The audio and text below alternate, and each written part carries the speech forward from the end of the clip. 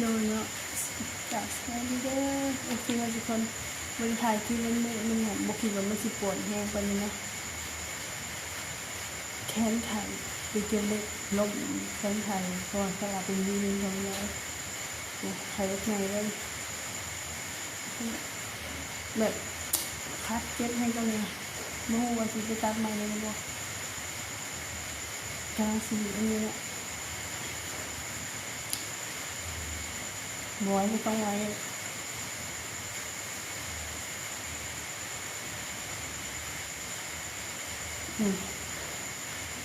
แบบมันไข่เผ็ดเลยนะ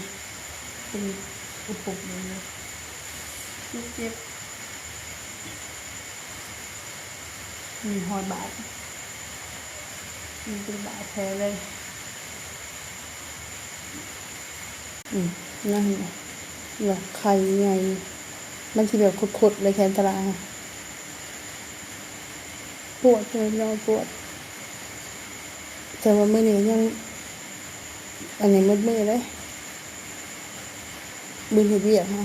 แต่ว่าคนตกบนถ่ายคลิปเนาะปวดแห้งเลยอันที่ว่าเกิดสาเหตุเป็นยังที่ว่าลมยูสลาอันส่วนจะเป็นความดันไขมันในเส้นเลือดมันอันนั้นมันไปยังก็เพิ่มไปอบหัวใจอย่างนี้แหละเขาเอานะแล้วมันก็เลยมาเป็นวินรู้แล้วมันไปเก็บเล็กก็เลยหนามืดวุบนิดนึงก็เลยนั่นล้มพอน้อย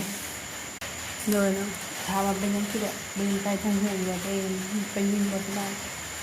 แต่บินไปนี่เห็นไหมเนาะเขาก็เป็นหัวหน้าครอบครัวนะไอ้เราที่มีเชื้อหลูจริงๆนะปวดมันนี่ค่ะปวดคนละแบบเลยแขนทางนี้แบบปวด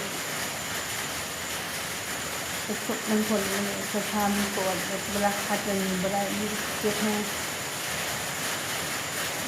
ยืดไม่หัวถือเดียวเลย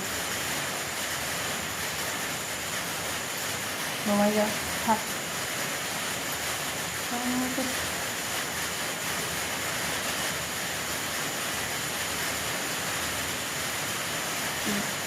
เป็นสระแก้แทนบางทีมันดีปวดที่ขนาดนี้เนี่ย